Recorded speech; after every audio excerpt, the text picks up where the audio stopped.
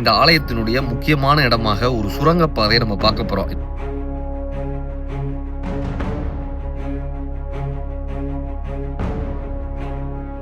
வணக்கம், நான் உங்கள் மதுரை ராமகிருஷ்ணன். இன்றைக்கு நம்ம எப்பயுமே பழமையான ஆலயங்கள் எங்கெல்லாம் இருக்கோ அதெல்லாம் தேடி கண்டுபிடித்து அதை காணொளிப்படுத்தி உங்களுக்கு காட்டுவதுதான் நம்ம நிகழ்ச்சியினுடைய மாபெரும் நோக்கமே.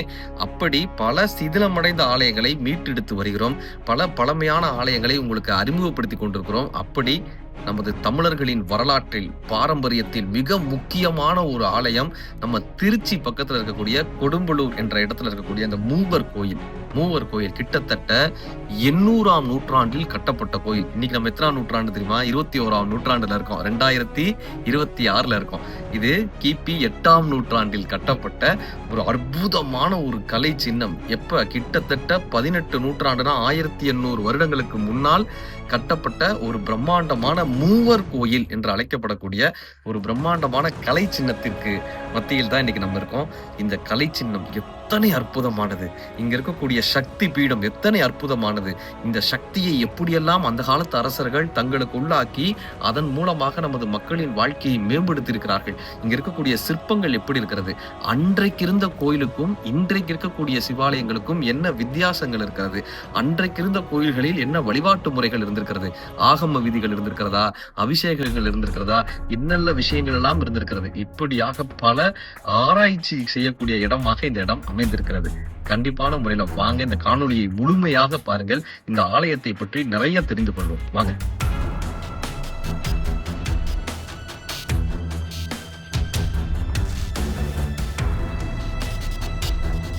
சோழர்களினுடைய பிரம்மாண்டமான கட்டிடக்கலைக்கு ஒரு உதாரணமாக இருக்கக்கூடிய கோவில் கொடும்பலூர் என்ற ஊரில் அமைந்திருக்கக்கூடிய இந்த மூவர் கோயில். பொன்னியின் செல்வன் படித்தவர்களுக்கு கொடும்பலூர் இளவரசி என்று வானதி தேவி வந்ததும், அவர்கள் அருண்மொழிவர்மனான ராஜராஜ சோழனை விரும்பியதும், அந்த கொடும்பலூர் தேவர் மிகப்பெரிய ஒரு வீரராக இருந்து சோழ தேசத்தை பாதுகாத்தார் என்றும், பழுவேட்டையருக்கும் அவர்களுக்கும் எப்பொழுதுமே ஒரு குளிர்போர் நடந்து கொண்டே இருந்தது என்பது எல்லோருக்கும் தெரிந்த ஒரு விஷயமாக இருந்து கொண்டே இருந்தது. கொடும்பலூர் அரசனாக பொன்னியின் செல்வன் திரைப்படத்தில் பிரபு அவர்கள் நடித்திருப்பார். இப்படியாக சங்க காலத்திலிருந்து புகழ்பெற்று விளங்கும் கொடும்பாலூர் என்ற ஊரில் அமைந்துள்ளது இந்த மூவர் ஆலயம். திருச்சியிலிருந்து மதுரை செல்லும் வழியில் விராலிமலையை அடுத்து புதுக்கோட்டையிலிருந்து 36 கிலோமீட்டர் தொலைவிலும், திருச்சியிலிருந்து 42 கிலோமீட்டர் தொலைவிலும் கொடும்பாலூர் அமைந்துள்ளது. புதுக்கோட்டை மாவட்டத்தில் உள்ள இவ்வூர் கொடும்பை நகர் என்றும் அழைக்கப்படுகிறது. கொடும்பாலூரை ஆண்ட வேளிர் குல அரசனான பூதி விக்ரமகேசரி என்பவரால் இந்த மூவர் கோயில் கட்டப்பட்டுள்ளது. பூதி விக்ரமகேசரிக்கு மூவர் கோவிலில் நடுக்கோவிலை தன் பெயராலும் மற்ற இரு கோவில்களை தன் தேவியரான அனுபமா கற்றளி என்ற இருவர் பெயராலும் எடுத்ததை நடுக்கோவிலின் சுவரில் காணப்படுகின்ற அம்மன்னனின் கல்வெட்டு மூலமாக அறிய முடிகிறது. இந்த 3 கோவில்களின் நடுவில் உள்ள கோயில் மட்டும் சிவலிங்கம் உள்ளது. பேரழகோடு காணப்படும் இரு கோவில்களின் விமானங்களிலும் அழகான சிற்பங்கள் காணப்படுகின்றன. இக்கோவில் 10ஆம் நூற்றாண்டை, அதாவது சோழர்களில் 2ஆம் சுந்தர சோழ பராந்தகன் மற்றும் 2ஆம் ஆதித்த கரிகாலன் காலத்தில் கட்டப்பட்டது என்று இக்கோவில் கல்வெட்டுக்கள் குறிப்பிடுகின்றன. 3 கோவில்களிலும் சிவலிங்கம் அமைக்கப்பட்டுள்ளது. தெற்கும் வடக்குமாக கட்டப்பட்டுள்ள இம்மூன்று கோவில்களுக்கும் காலப்போக்கில் வடக்கு பக்கம் அமைந்திருந்த கோயில் இடிந்து போனது. அதன் அடித்தளம் மட்டுமே தற்போது உள்ளது. மூவர் கோவில் ஒவ்வொன்றிலும் கருவறை, அர்த்த மண்டபம் ஆகியவை உள்ளன. இம்மூன்று கோவில்களும் மேற்கு திசை நோக்கி உள்ளன. 3 கோயில்களுக்கும் பொதுவாக ஒரு மகா மண்டபம் இருந்துள்ளது. இம்மண்டபமும் அழிந்து தற்போது அடித்தளம் மட்டுமே அங்கு உள்ளது. இப்படியாக வரலாற்று சின்னம் அமைக்கப்பட்ட இந்த மூவர் கோயிலில் துவாரபாலகர், நந்தீஸ்வரர் என ஆகம விதிமுறைப்படி அமைக்கப்பட்டுள்ளது. கோவிலானது தாமரை மலர் போன்ற பீடத்தின் மீது அமைக்கப்பட்டுள்ளது. மகா மண்டபத்தை அடுத்து நந்தி மண்டபம், பலிபீடம் அமைந்திருந்ததற்கான சுவடுகள் மட்டும் எஞ்சியுள்ளன. பிரகார சுற்றில் பரிவார தேவதைகளுக்காக கட்டப்பட்டிருந்த 15 சன்னதிகளும் அஸ்திவாரங்கள் மட்டும் இன்று நம் கண்ணால் காணக்கூடியவையாக இருக்கின்றன. வடகிழக்கு ஈசானி மூலையில் வட்ட வடிவில் நேர்த்தியாக அமைந்த படிக்கிணறு அமைந்துள்ளது. இக்கோவிலை சுற்றி பெரிய திருமதில் இருந்ததற்கான தடயம் மட்டும் எஞ்சியுள்ளது. மூலவர் விமானத்தில் கற்கள் ஒன்றன் மீது ஒன்றாக அழகாக அடுக்கி அற்புதமாக காட்சியளிக்கிறது. ஒரு கல்லின் மீது மற்றொரு கல்லை அடுக்கி அந்த பாரத்தை கொண்டு விமான உட்பகுதி கூம்பு போல காணப்படுகிறது. வெளியிலிருந்து பார்க்கும்போது இறுக்கமாக கட்டப்பட்டது. விமானத்தின் உச்சி பகுதி திருமந்திர கல்லினால் மூடப்பட்டுள்ளது. மாடங்களுக்கு மேல் உள்ள பூதகணங்கள், மகர தோரணங்கள், கூடுகள் ஆகியவை சோழர்கால சிற்பிகளால் வடிவமைக்கப்பட்டவை. கருவறை 21x21 என்ற அளவில் மேற்கு பார்த்து அமைக்கப்பட்டுள்ளது. இவை தமிழரின் நாகரீக வளர்ச்சியை, கலாச்சார மேன்மையை உலகத்தரத்திற்கு எடுத்துச் செல்லும் மதிப்பு மிக்கவைகளாக இருக்கிறது. எந்தவித தொழில்நுட்பம் இல்லாத காலத்தில் சுண்ணாம்பு கலவைகள் இல்லாமல், சிமெண்ட்டுகள் இல்லாமல் வெறும் கற்களை கொண்டே இந்த கூம்பு வடிவங்கள் அமைக்கப்பட்டுள்ளன. சிவபெருமானின் பல திருவடிகள், புராண கதைகளுக்கு ஏற்றவாறு சிற்பங்களை இங்கு பார்க்க முடியும். அர்த்தநாதீஸ்வரர், வீணாதர தட்சணமூர்த்தி, காலாந்தகமூர்த்தி, பிக்ஷாடனமூர்த்தி, கஜ சம்ஹாரமூர்த்தி, திரிபுரநாதர், ஆலிங்கனமூர்த்தி, கங்காதரமூர்த்தி உள்ளிட்ட பல சிற்பங்களை இந்த கோவிலில் அழகாக பார்க்க முடிகிறது. இக்கோவிலுக்கு சற்று கிழக்கே ஐந்தலை என்று 5 கோவில்கள் இருந்துள்ளன.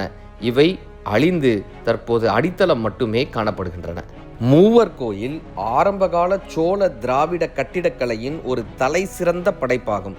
முதலில் வடக்கு தெற்காக அமைக்கப்பட்ட மேற்கு நோக்கி அருகருகே கல் சன்னதிகளை கொண்டிருந்தது. இன்று மைய மற்றும் தெற்கு சன்னதிகள் மட்டுமே சிதைவின்றி இருக்கின்றன. ஒவ்வொரு சன்னதியும் தனக்குள்ளே ஒரு முழுமையான கோவிலாக வடிவமைக்கப்பட்டுள்ளது. ஒருங்கிணைந்த மண்டபமாக இருந்திருக்கக்கூடிய இடத்தின் முன்புறத்தில் மைய கருவறைக்கு நேராக சிவபெருமானின் வாகனத்தை கொண்ட ஒரு தனியான சிறிய நந்தியம்பெருமானினுடைய சன்னதியும் அமைக்கப்பட்டுள்ளது. கருவறைக்கு மேலே ஒரு கோபுரமும் 2 தளங்களை கொண்டுள்ளது. விமானங்கள் பிரமிடு வடிவில் உள்ளன. இந்த பிரமிடுகளை நாம் பார்க்கும்போது பிரபஞ்சத்தினுடைய சக்திகளை குவிக்கக்கூடிய பெரும் வடிவமாக இந்த பிரமிடு வடிவமும் உள்ளது. ஒவ்வொரு அடுக்கிலும் சிறிய சன்னதிகள் அலங்கரிக்கப்பட்டு அதன் உச்சியில் ஒரு வட்ட வடிவ குவி மாடம் அமைந்துள்ளது. மூவர் கோவிலில் உள்ள ஒரு சுவாரஸ்யமான முற்கால சோழர் கால அம்சம் விமானத்தின் மீது வட்ட வடிவத் தூண்கள் பயன்படுத்தப்பட்டிருப்பதாகும். மூவர் கோவிலின் கட்டிடக்கலையானது எளிமையையும் அலங்காரத்தையும் ஒருங்கே கொண்டுள்ளது. மூவர் கோயில் அதன் நேர்த்தியான கல் சிற்பங்கள் புகழ்பெற்றது. ஒவ்வொரு சுவர் மாடத்திலும் மற்றும் விமானத்தின் மேல்தளத்திலும் அழகாக செதுக்கப்பட்ட ஒரு உருவம் உள்ளது. அவற்றில் பெரும்பாலானவை சிவபெருமான் அல்லது அவர் தொடர்பான அம்சங்களின் வடிவங்களை சித்தரிக்கின்றன. உதாரணமாக மைய கருவறையில் மேற்கு மாடத்தில் உமா சகித மூர்த்தி சித்தரிக்கப்பட்டுள்ளது. கிழக்கு பகுதியில் ஆலிங்கன மூர்த்தி உருவத்திற்கு கீழே ஐராவதத்தின் மீது அமர்ந்திருக்கும் இந்திரனின் உருவமும் அதற்கு கீழே அர்த்தநாதீஸ்வரரின் உருவமும் உள்ளன. பல சிற்பங்கள் புராணங்களில் வரும் சிவபெருமானின் உக்கிரமான வடிவங்களை சித்தரிக்கின்றன. தற்போது மூவர் கோயில் மைய மற்றும் தெற்கு சன்னதிகள் அவற்றின் மேற்கட்டுமானங்கள் உட்பட்ட பெரும்பாலும் சிதைவின்றி உள்ளன. மேலும் அவை இன்றும் சிவலிங்கங்களை கொண்டுள்ளன. மூவர் கோயில் தமிழ்நாட்டின் புதுக்கோட்டை மாவட்டம் விராலிமலை தாலுகாவில் உள்ள கொடும்பாலூரில் பிரம்மாண்டமாக இன்றைக்கும் நமக்கு காட்சி அளித்து கொண்டிருக்கிறது. இந்த ஆலயத்தினுடைய முக்கியமான இடமாக ஒரு சுரங்கப்பாதையை நம்ம பார்க்க போறோம். இப்ப அங்க கிணறு இருக்கு. அது முற்காலத்துல சுரங்கப்பாதையாக இருந்ததாகவும் தஞ்சை வரை அந்த சுரங்கப்பாதை நீண்டதாகவும் சொல்லப்படுகிறது. வாங்க அந்த சுரங்கப்பாதை பார்ப்போம்.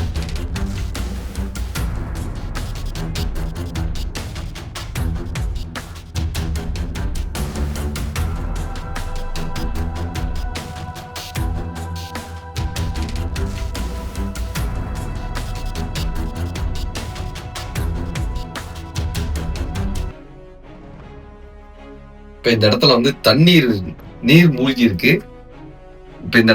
நீர் மூழ்கி இருக்கு. ஒரு காலகட்டத்துல இது சுரங்கப்பாதையாக தஞ்சை வரை சென்ற பாதையாக இருந்தது. இப்ப ஒரு கிணறு மாதிரி தண்ணீர் நிறைந்த ஒரு இடமாக இந்த இடம் காணப்படுது.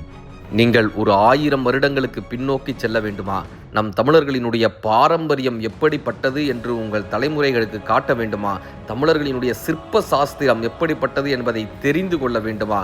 எந்தவித தொழில்நுட்பமும் இல்லாமல் இப்படி ஒரு கோயிலை வடிவமைக்க முடியுமா என்று ஆச்சரியப்பட வேண்டுமா? இந்த சிற்பங்களினுடைய அழகில் கரைய வேண்டுமா?